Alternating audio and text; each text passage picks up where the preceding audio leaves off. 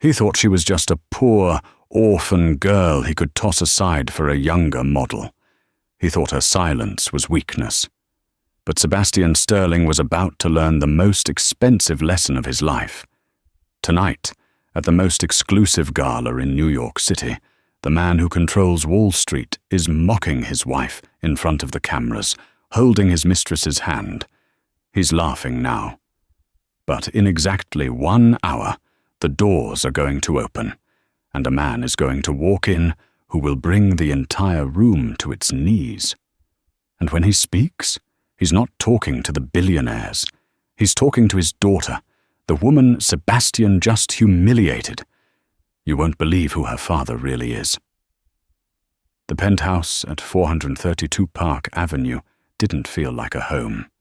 It felt like a museum where nothing was allowed to be touched, least of all the woman living inside it. Isabelle Sterling stood by the floor-to-ceiling window, looking down at the ants crawling through the concrete grid of Manhattan. At 26, she had the kind of beauty that was quiet and tragic. Pale skin, dark hair pulled back in a severe bun, and eyes that had learned to stop asking for affection years ago. She heard the elevator ping. Her stomach tightened. It was the specific, Pavlovian response she had developed over 3 years of marriage to Sebastian Sterling. Sebastian walked in, throwing his keys onto the imported Italian marble console table. He was 42, handsome in that predatory, shark-like way that made him the darling of Forbes and the terror of his employees. He smelled of expensive scotch and the distinct, cloying perfume that Isabelle had smelled on his shirts for the past 6 months. Chanel No. 5. Low. It wasn't Isabelle's scent. "You're still not dressed," Sebastian said, not looking at her. He was checking his phone, scrolling through stock futures. "The car is downstairs in 40 minutes. Do I have to explain time management to you again, Isabelle?" "I'm ready, Sebastian," she said softly. She was wearing a simple, elegant navy gown. It was understated. It was safe. Sebastian finally looked up, his eyes raked over her, devoid of warmth. He let out a short, derisive huff. "That? You're wearing that to the Sterling Foundation gala? It looks like something a librarian would wear to a funeral." "It's vintage Dior," Isabelle murmured, her hand instinctively going to her necklace, a simple silver chain. I thought since the charity is for orphanages, I shouldn't look too ostentatious." "You look like a maid," he snapped, walking past her to the wet bar. "But I suppose that's fitting. You can't breed out the poverty, can you? No matter how much money I drape over you." Isabelle bit the inside of her cheek until she tasted copper. This was their ritual. He would remind her she was nothing, a girl he had found working as a waitress in a diner in Ohio, a girl with no family, no history, and no money. He had swept her off her feet, promised her the world, and then, once the ring was on, he had turned into this. "Is she coming tonight?" Isabelle asked. The words slipped out before she could stop them. Sebastian paused, a crystal tumbler of whiskey halfway to his mouth. The room went deadly silent. He turned slowly. "Tiffany?" he asked, a cruel smile playing on his lips. "Yes, Tiffany is coming. She's the head of public relations for the firm now. Isabelle. It's a work event. Try to be an adult about it. She's your mistress, Sebastian. Everyone knows it." Sebastian laughed. It was a cold, dry sound. "And you are my wife. Do you know why you're still my wife? Because you look good on paper. You're quiet. You don't have a loud, embarrassing family to leech off me. You're convenient. Don't make yourself inconvenient, Isabelle. You remember the prenup? If you walk, you leave with what you came with. Nothing." He downed the drink and slammed the glass onto the counter. "Now go change.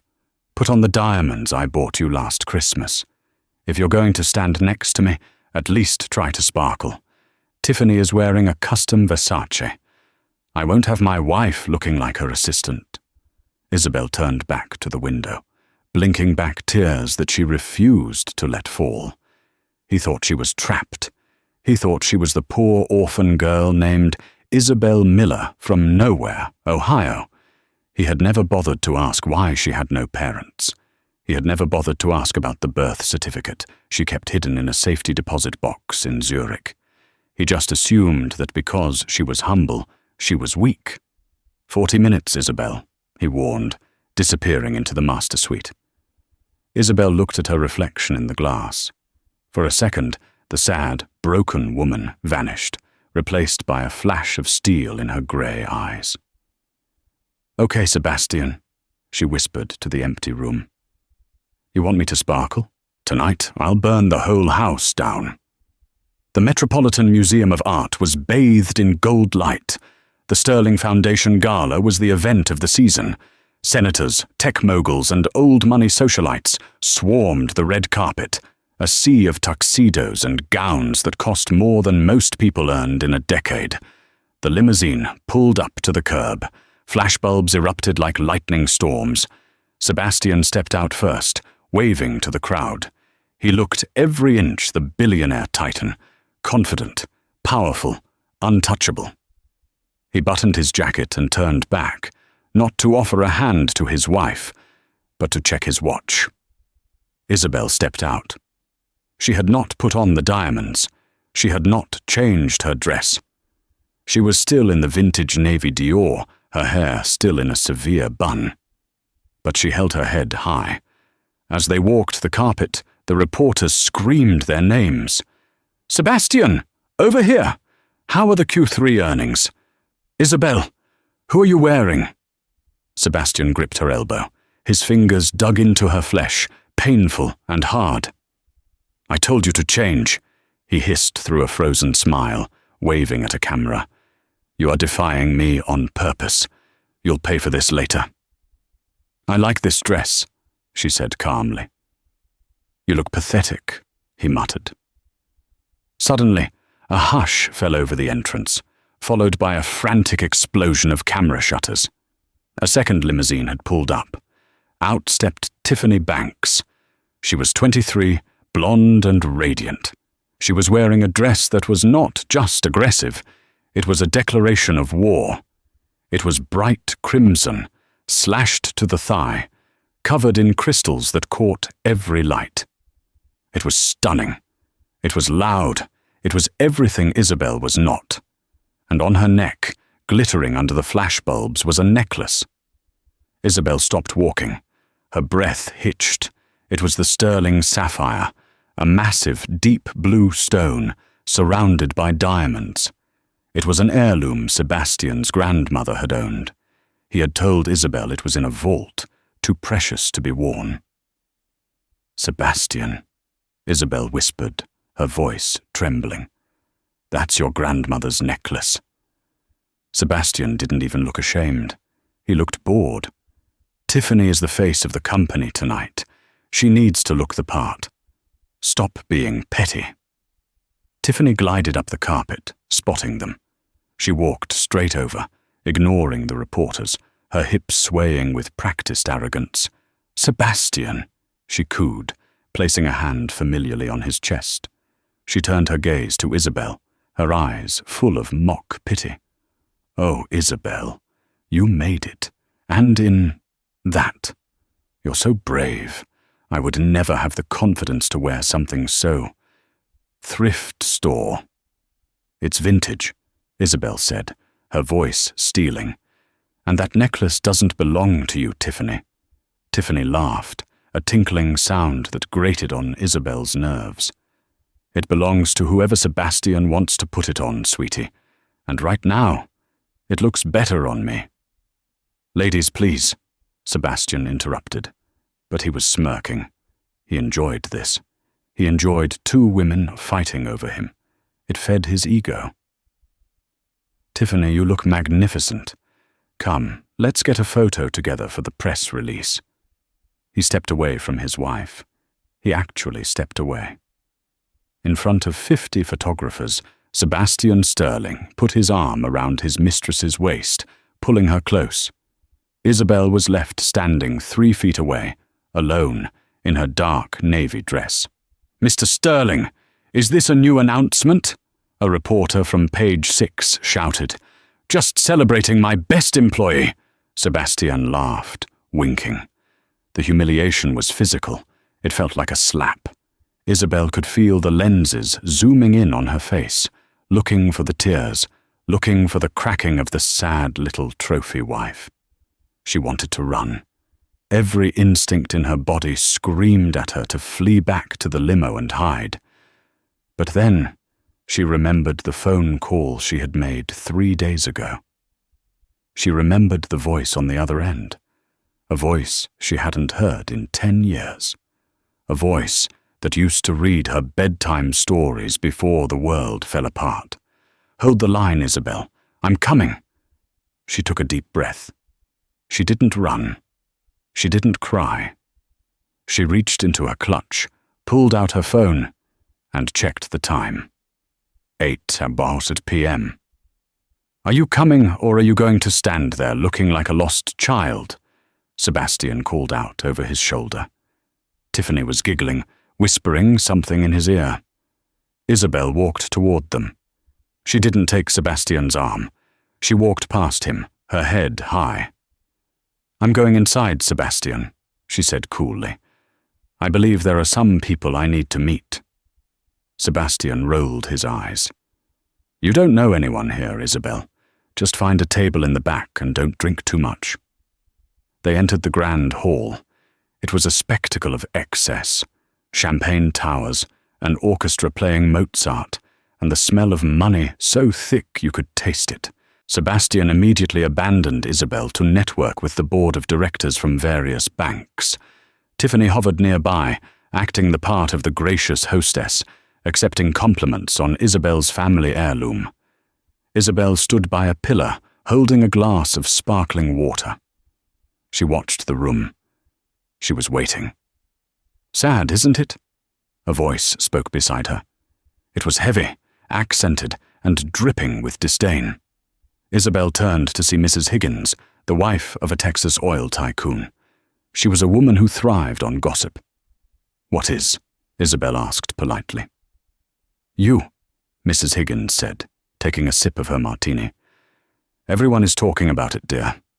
He gave the necklace to the mistress. In public. If my husband did that, I'd poison his steak. But you just take it. Why do you stay? Is the money that good?" "It's not about the money," Isabelle said. "Honey, with men like Sterling, it's always about the money. You're a nobody. He's a king. That's the way the world works. You swallow your pride, or you starve." "Kings fall," Isabelle said quietly. "And nobodies. Sometimes they have secrets." Mrs. Higgins scoffed and walked away. Suddenly, the music stopped. The lights in the grand hall dimmed. A spotlight hit the main stage. Sebastian Sterling walked up to the microphone. He looked commanding, the master of his universe. "Ladies and gentlemen," Sebastian boomed, his voice echoing through the hall. "Thank you for coming to the Sterling Foundation Gala. Tonight is about generosity. It's about power. It's about the future." He paused for applause. "I have made Sterling Industries the titan it is today by trimming the fat, by knowing what is valuable and what is expendable." He looked directly at Isabelle in the back of the room. A few people turned to follow his gaze. "Success requires a partner who understands the vision," Sebastian continued, gesturing vaguely toward where Tiffany was standing in the front row. "Not dead weight." A ripple of awkward laughter went through the room. He was publicly roasting his wife. It was cruel. It was unnecessary. "But before we begin the auction," Sebastian said, checking his cue cards, "I have been told we have a surprise guest, a late addition to the donor list. Apparently, someone thinks they can outbid the Sterling family." Sebastian laughed, and the room laughed with him. Who could outbid Sebastian Sterling? Security tells me his motorcade just arrived. A bit dramatic, if you ask me. Let's see who thinks they can crash my party.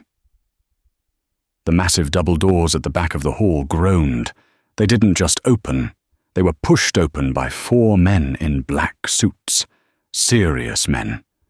Men who wore earpieces and moved with the precision of military operatives. The room went silent. Through the doors walked a man. He was older, perhaps in his late 60s. He had silver hair swept back, a neatly trimmed beard, and he was wearing a tuxedo that made Sebastian's look like a rental. He leaned heavily on a cane, but the cane was made of black ebony and topped with a solid gold lion's head. He didn't look at Sebastian. He didn't look at the crowd. He walked with a slow, terrifying rhythm. Thump, step, thump, step. Whispers broke out instantly. "Who is that? Is that a diplomat? Oh my God," someone whispered near Isabelle. "Is that—" "No, it can't be." Sebastian squinted into the spotlight. He leaned into the microphone. "Excuse me? This is a private event. You can't just walk in here." The old man stopped in the center of the room. He slowly raised his head. His eyes were cold, hard steel, the exact same shade of grey as Isabelle's. "I didn't come for the event, Mr. Sterling," the man said. His voice wasn't loud, but it carried to every corner of the room without a microphone. It was a voice of absolute authority. "Then why are you here?" Sebastian demanded, trying to regain control. "Security. Escort this man out." The security guards moved forward, but the 4 men accompanying the stranger stepped in their way. They simply opened their jackets, revealing holsters. The security guards froze. "I am here," the old man said, "because I heard a rumor. I heard that a low-level hedge fund manager was mistreating my daughter." The silence that followed was heavy enough to crush bones. Sebastian laughed nervously. "Daughter? There must be a mistake. The only women here are wives of senators and—" The old man turned his head slowly. He looked past the jewels, past the politicians, past Tiffany in her red dress. His eyes locked onto the woman in the simple navy gown standing in the shadows. "Hello, Isabelle," the man said softly. Isabelle stepped out of the shadow. Her chin trembled just once. "Hello, Papa." The room erupted. "Papa," Sebastian stammered into the mic, his face draining of color. "Isabelle, what is going on? Your father is dead. You told me he was a factory worker who died in Ohio." "I lied," Isabelle said, her voice ringing clear. The old man turned back to Sebastian, a predator looking at a snack. "Allow me to introduce myself," he said. "My name is Arthur Kensington. You may know me as the majority shareholder of the bank that holds your company's debt." Sebastian dropped the microphone. It hit the stage with a deafening screech. Arthur Kensington, the ghost of Wall Street, the man who owned half of Europe, the man who hadn't been seen in public for 15 years, and he was Isabelle's father. The feedback from the dropped microphone finally died away, leaving a silence so absolute that the bubbling of the champagne fountain sounded like a roar. Sebastian Sterling stood frozen on the stage. His brain, usually a supercomputer of calculations and risk assessments, had crashed. He looked at the old man leaning on the cane, then at the woman he had called pathetic only minutes ago. "Arthur. Kensington," Sebastian whispered, his voice cracking. He tried to laugh, but it came out as a strangled wheeze. "This is a joke. It's a prank. Someone put you up to this. Isabelle doesn't have a father. She's a waitress from a diner off the I-70. Arthur Kensington didn't shout. He didn't rush. He simply began to walk toward the stage. Every time the heavy ebony cane hit the floor, thud, the crowd parted like the Red Sea. These were billionaires, titans of industry, people who didn't move for anyone, but they moved for him. "You are half right, Mr. Sterling," Arthur said, his voice calm, conversational, and terrifying. "She did work in a diner for 6 months. It was an experiment." Arthur stopped at the base of the stairs leading to the stage. He looked up at Sebastian, who suddenly seemed very small. "My daughter wanted to know what the world looked like when you stripped away the Kensington name," Arthur continued. "She wanted to know if anyone could love her for her, not for the billions she will one day inherit. So, she left our estate in Zurich. She changed her name. She went to Ohio." Arthur turned slowly to look at Isabelle. His hard eyes softened with a profound, aching sadness. "She told me she had met a man," Arthur said to the room. "A brilliant, ambitious man. She told me he loved her so much he didn't care that she was poor. She begged me not to interfere.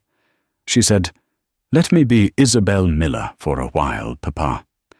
I want to be happy.'" Isabelle took a step forward. The crowd watched her breathlessly. She wasn't the mouse in the corner anymore. The revelation had stripped away the facade of the victim. She stood differently now. Her posture mirrored her father's, regal, unshakable. "I really did love you, Sebastian," Isabelle said. Her voice wasn't loud, but in the acoustics of the hall it carried perfectly. "When you proposed to me in that little apartment, with a ring that cost $200, that was the happiest day of my life. I thought I had found the one thing money couldn't buy." Sebastian's face was rapidly changing color, from pale to a splotchy, angry red. He gripped the podium. You lied to me. For 3 years, you made me look like a fool." "I didn't make you look like a fool, Sebastian," Isabelle replied coolly. "I gave you a blank canvas. You painted the picture. You showed me exactly who you are when you think no one powerful is watching." Tiffany Banks, standing near the front, looked like she was going to be sick. She took a tentative step away from the stage, trying to blend into the crowd, but the spotlight seemed to catch the crystals on her red dress, making her impossible to miss. Arthur Kensington lifted his cane and pointed it directly at Sebastian. "You called my daughter dead weight," Arthur said. The temperature in the room seemed to drop 10 degrees. "You said she was expendable. You humiliated her to elevate that." He gestured the cane toward Tiffany without even looking at her. "Do you know what happens to men who insult the House of Kensington, Mr. Sterling?" Arthur asked. Sebastian tried to rally. He was a fighter after all. He straightened his tie, his arrogance flaring up one last time. "You can't threaten me," Sebastian sneered, though his hands were shaking. "This is New York. I own this city. I don't care who you are in Europe. Here, I am Sterling Industries. My stock is at an all-time high. I have board members in this room who will back me up." Sebastian looked out at the crowd, searching for allies. He looked at the COO of Chase, the head of the Federal Reserve, his golf buddies. "Tell him," Sebastian shouted. "Tell him who I am." But the room remained silent. The board members studied their shoes. The CEO of Chase suddenly found his champagne glass very interesting. No one moved. No one spoke. Arthur chuckled. It was a dark, dry sound. "Oh, Sebastian," Arthur said, pitying him. "You really haven't checked your phone in the last 10 minutes, have you?" Sebastian froze. "What?" "The markets in Tokyo opened 20 minutes ago," Arthur said, checking a pocket watch he pulled from his vest. "And 5 minutes ago, Kensington Holdings initiated a hostile takeover of the bank that underwrites 90% of your corporate debt." Sebastian's eyes went wide. That's illegal. You can't." "It's perfectly legal," Arthur assured him. "Expensive, but legal. and since I now own your debt, I decided to call it in. All of it. Immediately.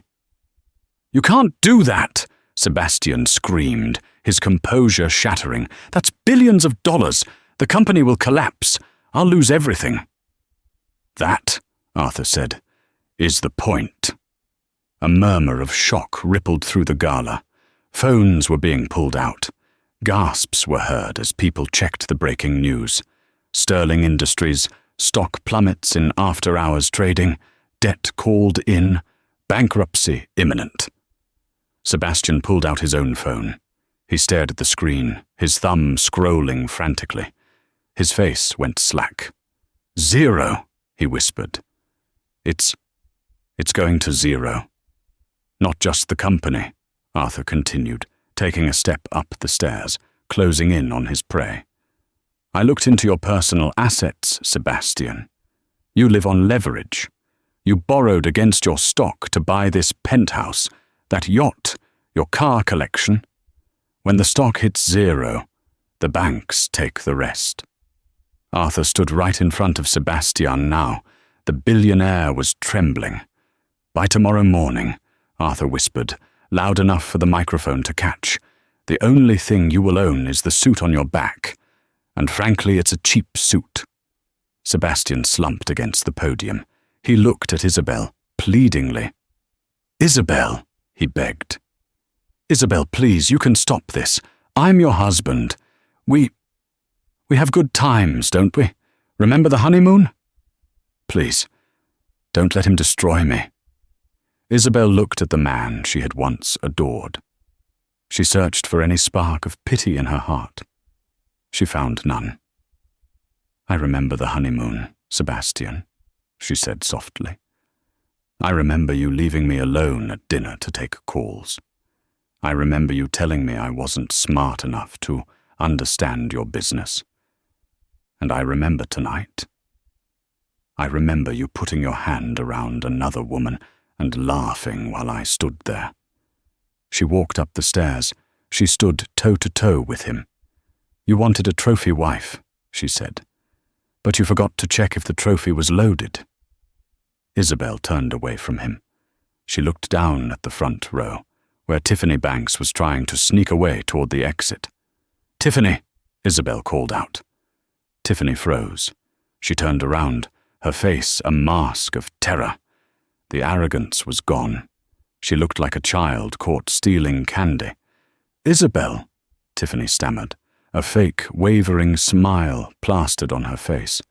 I didn't know. If I had known. If you had known I was rich, you would have been nice to me. Isabelle finished for her. That's not a compliment, Tiffany.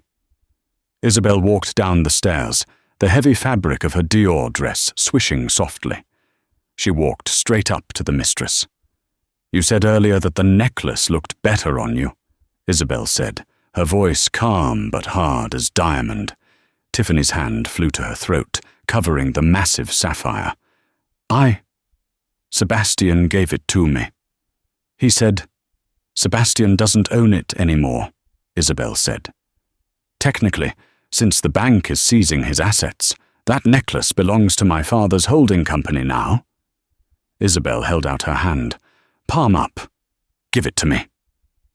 I can't get the clasp open, Tiffany lied, tears welling in her eyes. It's stuck. Figure it out, Arthur Kensington's voice boomed from the stage, or I will have security remove it for you. And they won't be gentle. Tiffany sobbed. Her shaking hands fumbled behind her neck. It took an agonizing 30 seconds. The whole room watched in morbid fascination. The face of Sterling Industries was being dismantled piece by piece. Finally, the clasp clicked. The heavy sapphire slid into Tiffany's hand. She hesitated for a second, looking at the jewels that represented the status she had clawed her way up to get. Now, Isabelle said. Tiffany dropped the necklace into Isabelle's palm. It felt heavy and cold. Isabelle didn't put it on. She didn't even look at it. She turned to the crowd, raising the necklace high. This, Isabelle announced, "is the sterling sapphire. It's worth $3 million. Sebastian told me it was too precious to wear. He kept it in a vault while I clipped coupons." She turned back to Tiffany. "You can have him," Isabelle said. "You deserve each other. But you don't get the family jewels." Isabelle turned to the crowd. "Who is the director of the orphanage charity?" A small, stunned woman in a grey suit raised her hand at the back. "Catch," Isabelle said. She tossed the $3 million necklace through the air. It glittered under the stage lights, a blue arc of history and wealth, before landing squarely in the hands of the shocked charity director. "Sell it," Isabelle said. "Feed the children.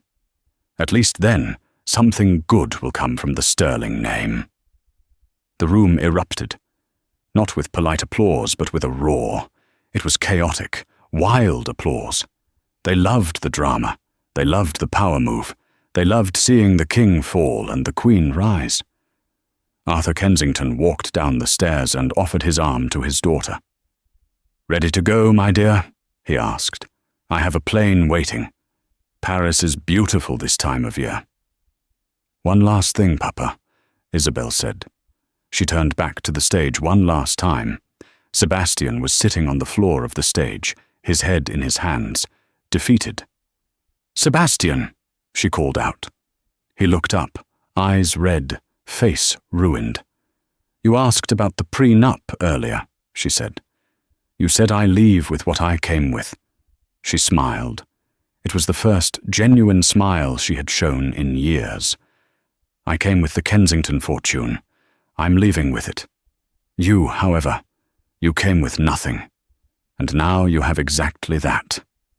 She took her father's arm. "Let's go, Papa. I'm hungry. And I'm tired of Italian food. I want a burger." Arthur threw his head back and laughed, a booming, joyous sound. "A burger it is. We'll buy the restaurant." As they walked out, the red sea of elites parted again. Flashbulbs went off like fireworks, but this time they weren't taking pictures of Sebastian Sterling. They were taking pictures of Isabelle Kensington. The doors swung shut behind them, leaving Sebastian Sterling alone on the stage in a room full of people who were already deleting his number from their phones. The grand hall of the Metropolitan Museum of Art was almost empty. The billionaire class had evacuated with the efficiency of rats sensing a sinking ship. The air, previously thick with the scent of expensive perfume and ozone, now smelled of stale champagne and floor wax. Sebastian Sterling sat on the edge of the stage, his tuxedo jacket unbuttoned, his bow tie hanging loose around his neck like a noose. A janitor pushed a wide broom across the floor, sweeping up the confetti, and the remnants of Sebastian's reputation, into a dustpan. The rhythmic swish-swish of the broom was the only sound in the cavernous room. "Sebastian?" He looked up, a flicker of hope igniting in his chest. It was Tiffany. She was standing near the exit sign, her crimson coat pulled tight around her, clutching her purse. She hadn't left yet. Sebastian scrambled to his feet. He smoothed his hair, a reflex of vanity that felt pathetic now. "Tiffany," he breathed, walking toward her. "Thank God." "Look, don't worry about what the old man said. It's a scare tactic, just a corporate raid. I have offshore accounts. I have connections in the Cayman Islands. We can go there. Tonight, I'll rebuild. We'll come back stronger." He reached for her hand. Tiffany took a step back. Her eyes, usually so full of adoration and calculated lust, were now flat and cold. "We?" she asked, raising a perfectly sculpted eyebrow. "There is no we, Sebastian." "What are you talking about? You're my partner. You said—" "I said I wanted to be with the CEO of Sterling Industries," Tiffany interrupted, her voice sharp. "I didn't sign up for a fugitive run to the Caymans with a broke fraudster." "I am not broke," Sebastian snapped, though the desperation in his voice betrayed him. "This is a temporary setback. I made you, Tiffany.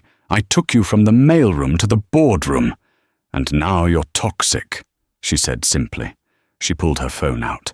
"I just got off the phone with page 6. I gave them an exclusive. How I was manipulated by a narcissist. My story of survival." Sebastian stared at her, his mouth agape. You sold me out?" "I'm doing damage control, sweetie," she said, checking her reflection in the glass door. "In this town, you're either the hero or the victim. I'm not going down as the villain with you. The Uber is here. Don't contact me." She pushed through the revolving doors and vanished into the night. Sebastian stood alone. The silence returned, heavier than before. He walked out of the museum 20 minutes later. His limousine was gone. The driver, unpaid for 2 months, had apparently seen the news and driven off. Sebastian Sterling, the man who claimed to own New York, began to walk. It started to rain.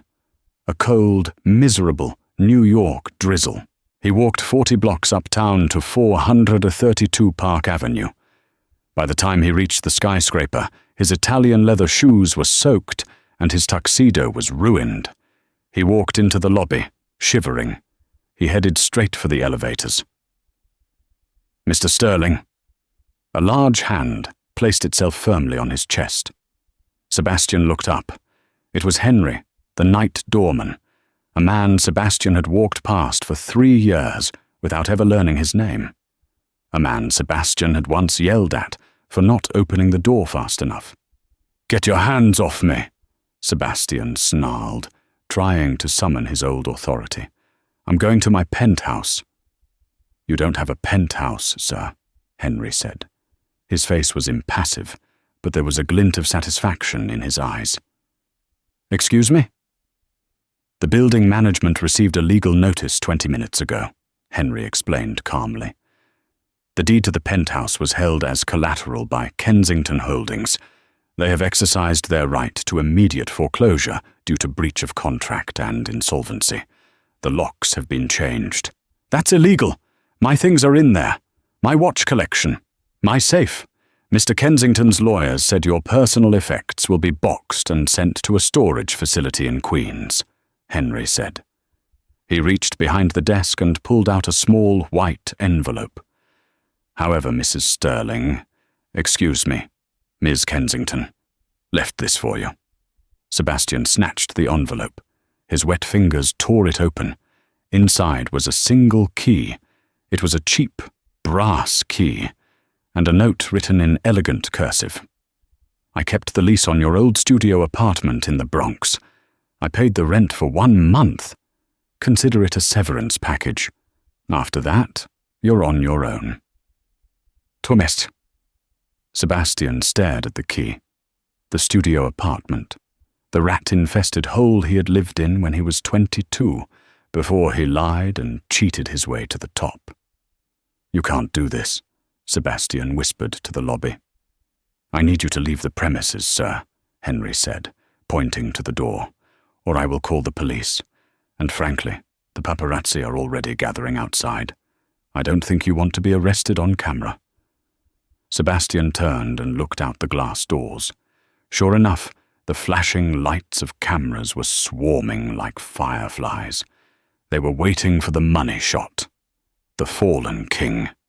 He clutched the brass key in his hand so hard it cut his skin. He pulled his jacket collar up, lowered his head, and walked back out into the rain. 3 months later, the morning sun over Paris was different than the sun in New York. It was softer, golden, filtering through the high windows of the office on the Avenue Montaigne. Isabelle sat at a desk made of reclaimed mahogany. She was no longer wearing the vintage navy dress. She wore a tailored cream suit that cost more than Sebastian's car. Her hair was down, cascading over her shoulders in loose waves. She looked vibrant. She looked alive. "The acquisition of the shipping lines in Marseille is complete, Miss Kensington," her assistant, a sharp young woman named Claire, said, placing a file on the desk. "Thank you, Claire," Isabelle said, opening the file. "And the orphanage project?" "Fully funded. The first check from the sale of the sterling sapphire cleared yesterday. They're building a new wing for the library. Isabelle smiled. It was a smile of genuine peace. Excellent. That will be all. Actually, Claire hesitated. She shifted uncomfortably. There is a visitor. He doesn't have an appointment. Security wanted to throw him out, but he claims he knows you. He says it's urgent. Isabelle didn't look up from the file. What is his name? He refused to say. But he said to tell you he brought the trophy. Isabelle's hand paused over the paper. She took a slow breath. She had expected this day would come, eventually. She just hadn't expected it so soon. Send him in, she said quietly. And Claire, leave the door open. A moment later, the heavy oak doors opened. Sebastian Sterling walked in. If Isabelle hadn't known him for 3 years, she might not have recognized him. He had lost 20 pounds. His face was gaunt, covered in a patchy, scruffy beard. He wasn't wearing a tuxedo. He was wearing a slightly frayed button-down shirt and slacks that looked like they had been ironed by hand in a rush. He looked tired. He looked like a man who had spent 3 months fighting wolves with his bare hands. He stopped in the middle of the plush Persian rug, looking around the office. He took in the art on the walls, the view of the Eiffel Tower, the sheer, quiet power of the room. Then his eyes landed on Isabelle. "Hello, Sebastian," she said. She didn't stand up. She didn't offer him a seat. "Isabelle," he croaked. His voice was raspy. "You look incredible." "I know," she said. "What do you want?" Sebastian flinched at her tone. He walked closer, resting his hands on the back of the visitor's chair, leaning on it for support. "I've been looking for you for weeks," he said. "Do you know how hard it is to get a meeting with a Kensington? I had to sell my watch just to buy the plane ticket here." "I imagine that was difficult," Isabelle said, turning a page in her file. "You loved that watch." "I lost everything, Isabelle," Sebastian said, his voice rising in agitation. "Everything. The company, the house, the accounts, your father. He scorched the earth. I can't even get a job as a consultant. I'm blacklisted. I'm living in a motel in Queens." "I gave you the apartment in the Bronx," she reminded him. "I got evicted," he admitted, looking down. "I couldn't pay the rent after the first month." He looked up at her, his eyes wet with self-pity. "Isabelle, I know I messed up. I know I was cruel. But was the punishment really fitting? Total annihilation?" "We were married. Doesn't that mean anything?" Isabelle finally closed the file. She folded her hands on the desk and looked at him. "We were married," she agreed. "And during that marriage, you made me feel small so you could feel big. You isolated me.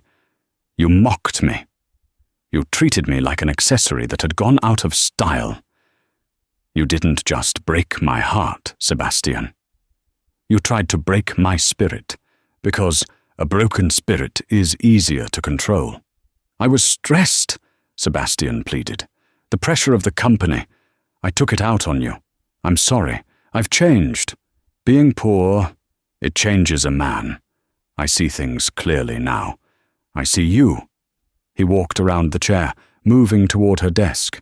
"Isabelle, we were a team once. You and me against the world, remember?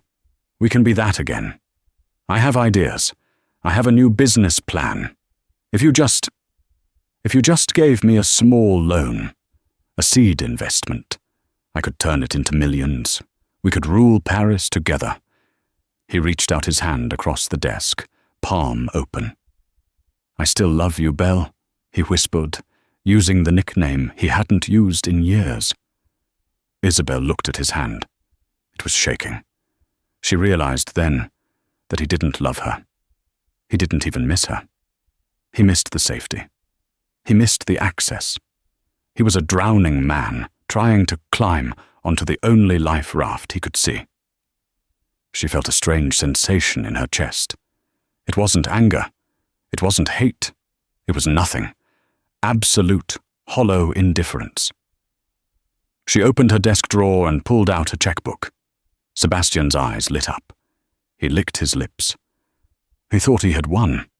He thought the weak Isabelle was back. Isabelle wrote something on the check, ripped it out, and slid it across the mahogany desk.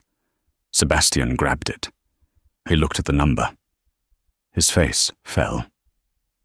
$500? He asked, staring at her. Isabelle, this is a joke.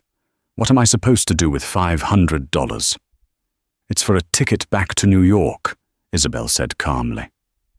And a haircut. You have billions, Sebastian shouted, crumpling the check in his fist. You bought my company for parts. You're sitting on a mountain of gold and you throw me crumbs. Isabelle stood up. She wasn't the waitress anymore. She was the CEO. I didn't buy your company for parts, Sebastian, she said, her voice turning to steel. I repurposed it. Sterling Industries factories are now producing low-cost medical equipment for developing nations. The headquarters is a community center. I took your greed and turned it into grace. She walked to the window, looking out at the Eiffel Tower. You said you wanted a seed investment?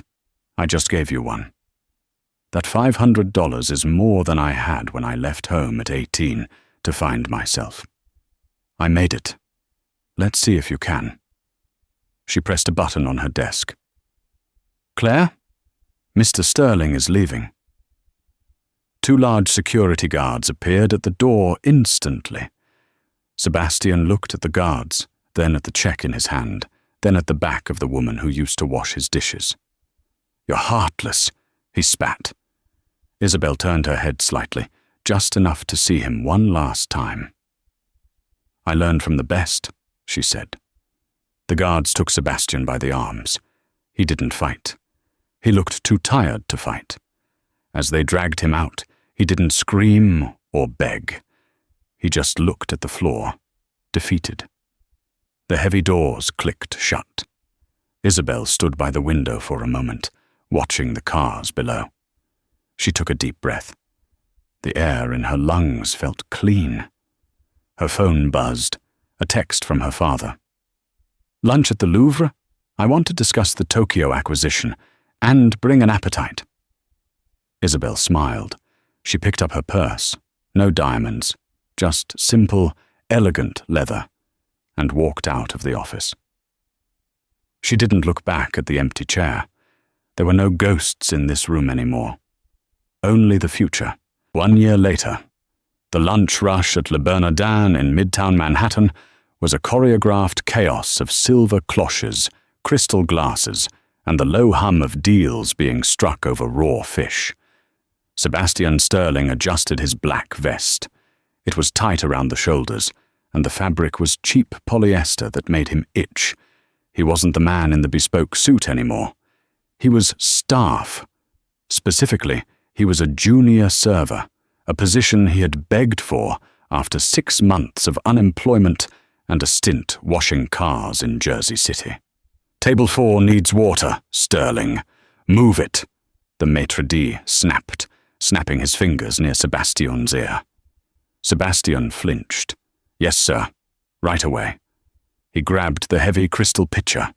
His hands, once manicured and soft from holding nothing heavier than a fountain pen, were now rough, the knuckles red from scrubbing tables. He walked over to table 4. A young man in a sharp grey suit sat there, looking at his phone while his date, a quiet girl with kind eyes, stared out the window. The water is warm, the young man complained without looking up as Sebastian poured. I asked for ice water. Is it that hard to follow instructions? Sebastian froze. The tone, the arrogance, the dismissal. It was his own voice from a year ago. I apologize, sir, Sebastian said, his voice hollow. I'll get fresh ice immediately. Don't bother, the young man waved him off. Just get out of my sight. You're ruining the vibe. Sebastian turned away, the shame burning hot in his chest. He walked back toward the kitchen, navigating through the tables of the people he used to rule. He kept his head down, praying no one would recognize the former CEO of Sterling Industries in a waiter's uniform. As he passed the bar, a hush fell over the room. The large television screens mounted on the wall, usually tuned to Bloomberg or CNBC, had switched to a live press conference. The volume was turned up. Sebastian stopped. He couldn't help himself. On the screen, standing on a podium in front of the United Nations building, was Isabelle. She looked radiant. She wore a simple white dress, her hair blowing in the wind. She didn't look like the scared girl in the navy dress anymore. She looked like a queen. Next to her stood Arthur Kensington, leaning on his lion-head cane, looking at his daughter with unmasked pride. Today, Isabelle spoke into the microphones, her voice steady and warm. The Kensington Sterling Initiative is pledging $1 billion to support vocational training for at-risk youth.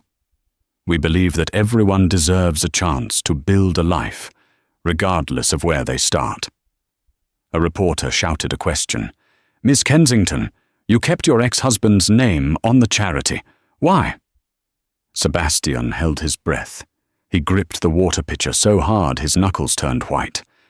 Isabelle smiled at the camera. It wasn't a smile of malice. It was a smile of pity. "Because," Isabelle said, looking directly into the lens, "I want to remember that wealth without character is poverty. The name Sterling reminds me of who I used to be and who I never want to become again. It serves as a lesson." The restaurant patrons murmured in agreement. "She's amazing," a woman at table 6 whispered. "Class act," her husband agreed, "and to think that idiot ex of hers threw her away." Sebastian felt the floor swaying beneath him. She hadn't erased him. She had turned him into a cautionary tale. He was no longer a man. He was a moral lesson for the world. The kitchen doors swung open, and the chef yelled, "Sterling, service." Sebastian turned to go, but the front door of the restaurant opened. A woman walked in. She was draped in a fur coat that looked a little too heavy for the season. Her makeup was thick, trying to hide the lines of stress around her eyes. It was Tiffany. She was on the arm of a man who looked to be in his 70s, a man known in the tabloids for his nasty divorces and bad temper. He was gripping her arm tightly, pulling her along like a disobedient pet. "Smile, Tiffany," the old man hissed, loud enough for Sebastian to hear. "Stop looking so miserable." Tiffany looked up. Her eyes met Sebastian's across the room. Time seemed to stop. She looked at his cheap waiter's vest. He looked at her tight grip on the old man's arm. They stared at each other.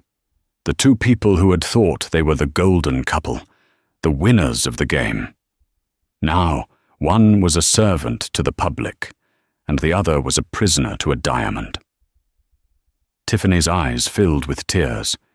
She quickly looked away, shame coloring her cheeks, and let the old man drag her to a table in the back. Sebastian felt a strange sensation.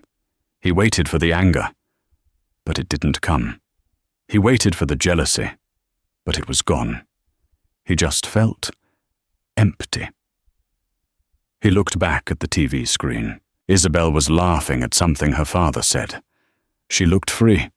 "Sterling!" The manager barked again. Sebastian turned away from the screen. He turned away from Tiffany.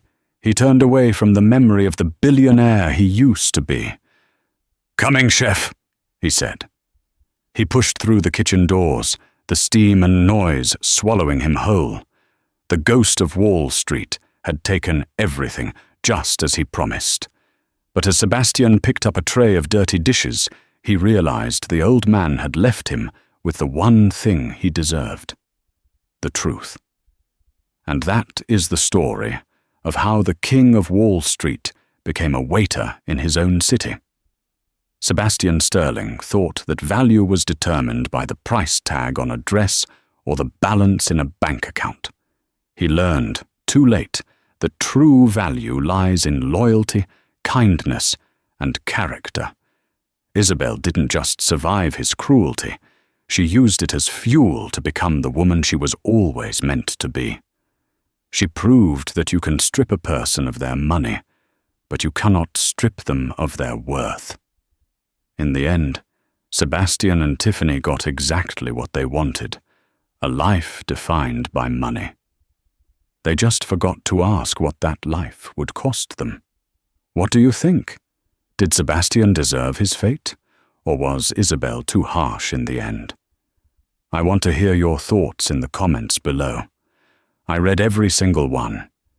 If this story gave you chills, or if you just love seeing justice served, please hit that like button. It really helps the channel grow. And don't forget to subscribe and turn on the notification bell so you never miss a story. We have a shocking new drama coming next week about a runaway bride and a secret lottery ticket that you won't want to miss.